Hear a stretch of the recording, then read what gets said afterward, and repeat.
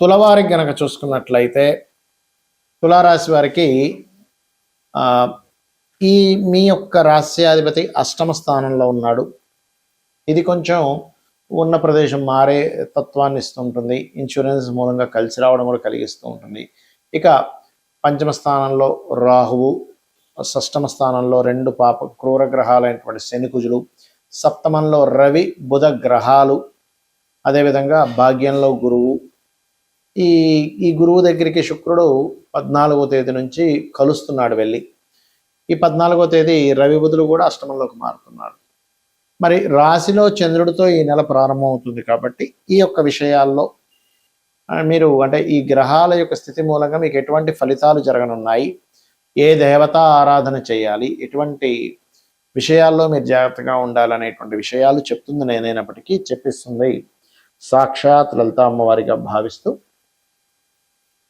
ఆ లలితాంబిక అమ్మవారి యొక్క అనుగ్రహం మీకు పరిపూర్ణంగా కలగాలని మనస్ఫూర్తిగా కోరుకుంటూ, ప్రధానంగా ఇక్కడ గమనించినట్లయితే మీరు ఈ గురువు శుక్రుడు భాగ్యస్థానంలోకి వెళ్తున్నందుకు గతంలో గురువులతోని లేనట్లయితే కొన్ని బ్యాంకు లావాదేవీల విషయంలో కలిగినటువంటి ఇబ్బందికి కొంత 14వ తేదీ నుంచి శుక్రుడు రావడం వల్ల కొంత బాగుంటుంది చెప్పాలంటే.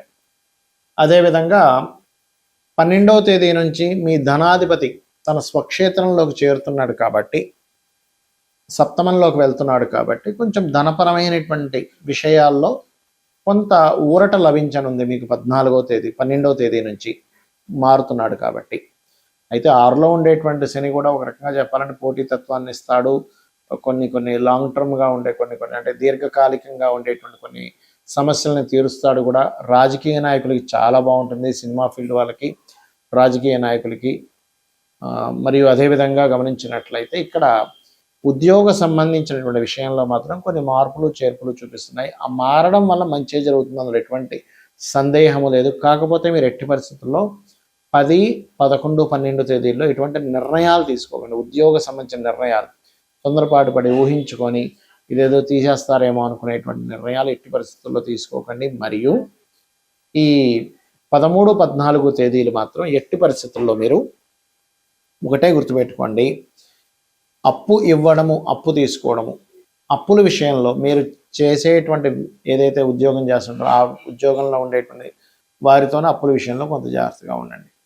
ఇక మీరు నిత్యము చేయవలసింది దుర్గాదేవి యొక్క ఆరాధన, చండీ పారాయణము, కాస్త గోవులకి బెల్లము, క్యారెట్స్ లాంటివి తినిపించడం చేయండి. అన్ని విధాలా మీకు బాగుంటుంది. ఇక్కడ ఇప్పుడు ఉన్నటువంటి పరిస్థితులు ఏవైతే ఉన్నాయో, బయట ఉండేటువంటి పరిస్థితులు ఈ శని కుజుల కలయిక వల్ల కొంచెం మన ఇండియాలో కూడా కొంత ఈ బాంబులు పేలడం అనుకోండి, లేకపోతే కొంత ఉద్రిక్తంగా ఉండే ప్రభావం పెరుగుతుంది. అంటే అలాగా కొంచెం ఎండ మనకు చూడండి బయట తీవ్రంగా పెరగడం, ఆ ఎండ వస్తూనే ఒకటేసారి అంటే వాతావరణంలో జరిగేటువంటి మార్పులు ఏమిటి అంటే విపరీతమైన ఎండలు, దాంతోపాటు సడన్గా ఉన్నటువంటి వర్షాలు శని కుజుల కలయిక వల్ల. అదేవిధంగా ఎక్కువ రద్దీగా ఉండేటువంటి ప్రదేశాల్లో ఎక్కువగా తిరగకండి, చాలా జాగ్రత్తగా ఉండండి. అలాగే మరొక విషయం ఏంటంటే ఈ విదేశాలకు వెళ్ళాలి, విదేశాల్లో ఉండేటువంటి వారు, నేను చాలా రోజుల నుంచి చెప్తూ వస్తున్నాను, 2-3 నెలల నుంచి ఇప్పుడు కూడా చెప్తున్నాను. ఎందుకంటే 12వ స్థానం, సహజ 12వ స్థానం అనేది శని కుజులు ఉన్నారు అక్కడ, మీనరాశి. కాబట్టి ఏమాత్రం మీరు స్వదేశంలోకి వచ్చి ఉండగలిగితే కొంతకాలం రావడం మంచిది ఇప్పుడు ఉండేటువంటి కండిషన్స్ పరంగా చూసుకుంటే. అలాగే ఇక్కడ రైతుల విషయం కనుక చూసుకున్నట్లయితే కాస్త ఈ వంకాయ కానివ్వండి, లేనట్లయితే మామిడి పళ్ళు, అరటి పళ్ళు పండించేటువంటి వారు కాస్త జాగ్రత్తగా ఉండాలి, గుర్తుపెట్టుకోండి. అలాగే మరొక విషయం ఏంటంటే ఇక్కడ చాలామంది ఈ ఏలినాటి శని ఇప్పుడు మనకి ఎవరెవరికి ఉంది, ఏ రాసుల వారికి ఉంది, మేషంకి ఉంది, కుంభానికి ఉంది, మీనానికి ఉంది. సో ఈ 3 రాసుల వారికి కుజుడు కలిసినందుకు శనితో ఆ ఏలినాటి శని ప్రభావం తగ్గుతుంది. కానీ ఆ 2 గ్రహాల యొక్క ప్రభావం ఉంది కాబట్టి ఏలినాటి శని 3 రాసులకు చెప్పుకున్నాం మనం. అష్టమ శని సింహం వారికి ఉంటుంది, మీనము వారికి అర్ధాష్టమ శని ఉంటుంది. కాబట్టి వీరందరూ కూడా శని కుజ గ్రహాల దగ్గర దీపారాధన చేయడం ముఖ్యంగా తెలుసుకోవాలి.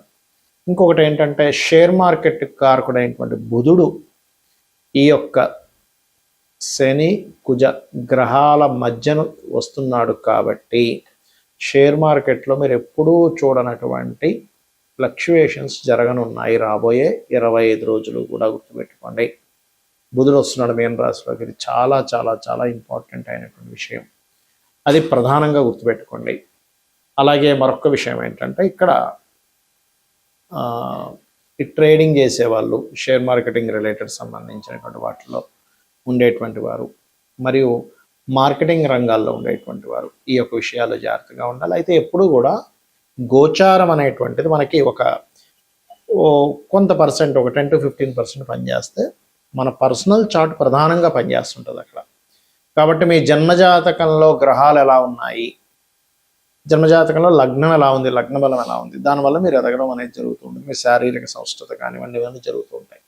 ఇక రెండవ భావం ధనస్థానం, అంటే మీకు ధనయోగం ఏ రకంగా ఉంది అనేది ధనభావాన్ని బట్టి చూసుకోవాలి. అంతేగాని ఎల్నాడ్స్ వచ్చింది కాబట్టి ధనం లేదనుకోవడానికి కాదు అక్కడ. అలాగే మరొక విషయం ఏంటంటే ఇక్కడ గమనించినట్లయితే ఇక మూడవది ఏంటి, అన్నదమ్ములతో ఉండే సఖ్యత, ఎప్పుడు ఏ ప్రాపర్టీ తీసుకోవాలి 4వ భావంలోని, సంతానం గురించి 5వ భావంలోని, రుణరోగ శత్రువుల గురించి 6వ భావంలోని, వివాహం ఎప్పుడవుతుంది అనేటువంటి 7వ స్థానంలోని, అదేవిధంగా మీ యొక్క ఆయుష్ అంటే కొంచెం ఏదైనా ఆకస్మిక సంఘటనలు ఉన్నాయా, లేకపోతే తల్లిదండ్రులతో ఉండే రిలేషన్ 9వ స్థానంలో, అదే రకంగా మీ యొక్క కర్మ అంటే కొంతమందికి వృత్తిపరంగా విదేశాలకు వెళ్తే కొంతమంది బాగా సక్సెస్ అయితే, కొంతమంది స్వదేశంలో బాగా సక్సెస్ అవుతారు.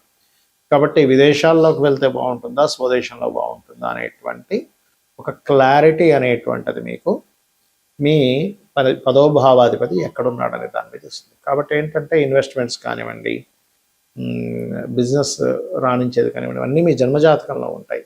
గోచార ఫలితాలు కేవలం 10 to 15% మాత్రమే. ఇది ప్రధానంగా గుర్తుపెట్టుకోండి. అలాగే సరే జాతకం లేదు, అప్పుడు ఏం చేయాలి? మీరు చక్కగా మీ యొక్క జాతకం లేనంత మాత్రం చేత చింతించకుండా అమ్మవారి యొక్క ఆరాధన నిత్యము లలితా సహస్రనామాలు, లేదా విష్ణు భక్తులు అయి ఉన్నట్లయితే విష్ణు సహస్రనామాలు, శివభక్తులు అయ్యారు శివ సహస్రనామాలు చేసుకోండి. మనము మన జాతకాన్ని తెలుసుకొని ఒక జ్యోతిలాగా, అంటే జ్యోతిష్యము అంటే ఒక వెలుగులాగా మనకు ముందే కనబడుతుంది ఏంటి, వాట్ ఈజ్ వాట్ అనేది. దాన్ని బట్టి మనం ఎలా అయితే నిర్ణయాలు తీసుకొని ముందుకు వెళ్తూ ఉంటామో, జాతకం తెలియదు అప్పుడు ఏం చేస్తాము, దేవుని మీద భారం వేసి ధర్మబద్ధంగా మన పని మనం చేసుకుంటూ వెళ్ళిపోతూ ఉండాలి. ఇది ప్రధానంగా గుర్తుపెట్టుకుని అందరూ కూడా ఇప్పుడుండే ఈ శనికుజుల యొక్క ప్రభావం మూలంగా అందరూ అన్ని రాసుల వాళ్ళు కూడా కొన్ని విషయాలు కనుక పాటించినట్లయితే ఎటువంటి ఇబ్బంది పడరు వారు. ఒకటి, శక్తి దేవత ఆరాధన, అంటే ఆంజనేయ స్వామి ఆరాధన అనుకోండి, లలిత అమ్మవారి మన దుర్గా ఆరాధన అనుకోండి, ఎనీ శక్తి దేవత ఆరాధన అంటే మనకి దశమహావిద్యల్లో ఉండే దేవతామూర్తుల్ని ఆరాధించడం.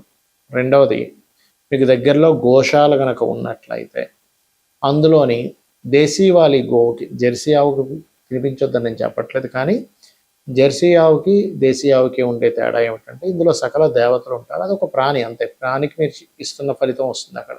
ఇక్కడ సకల దేవత ఆరాధన జరుగుతూ ఉంటుంది, గుర్తుపెట్టుకోండి. ఆ రకంగా మీరు ఎప్పుడైతే ఈ యొక్క గోవులకి తినిపిస్తారో చక్కటి ఫలితాలు వస్తాయి. మరియు శనివారము మంగళవారం అందరూ కూడా ఎటువంటి ఇన్వెస్ట్మెంట్స్ చేయకండి దయచేసి. ఇది ప్రధానంగా గుర్తుపెట్టుకోవాల్సినటువంటి అంశం, గుర్తుపెట్టుకోండి. ఇక మీరు ఇంకొక విషయం ఏంటంటే, అందరూ కూడా ఇన్వెస్ట్మెంట్ షేర్ మార్కెట్ గురించి చెప్పాను. ఈ గోవులకి పెట్టేటువంటి విషయం ఒకటి, చండీ వినడం కానీ చండీ పారాయణం కానీ ఇవి గనక చేసినట్లయితే మీ జన్మజాతకంలో ఒక్కోసారి చూడండి మనకి బ్లాక్డ్ భాగ్య చక్ర అంటూ ఉంటాం. ఏదైనా బ్లాక్ అయ్యి ఉందండి, చక్రంలో సంథింగ్ దోషం ఏర్పడింది, మేము దీనివల్ల చాలా కష్టం పడుతున్నాము అని అనుకునేటువంటి వారికి మీరు గనక చండీ వినడం కానీ, ఇప్పుడు చాలామంది ఏమనుకుంటారంటే ఆలయాల్లో సామూహికంగా జరుగుతూ ఉంటాయి. ఆ రకంగా సామూహికంగా జరుగుతున్నప్పుడు అక్కడికి వెళ్తే మనం అన్ని డబ్బులు కట్టలేం కదండి అన్నప్పుడు మీరు అక్కడికి వెళ్ళి కూర్చున్నా కూడా అందులో 0.5% వస్తుందని చెప్తుంది శాస్త్రం. అక్కడికి వెళ్ళి పార్టిసిపేట్ చేసినా కూడా ఇలా చేయండి, అన్ని విధాలా మీకు బాగుంటుంది. శ్రీమాత్రే నమః.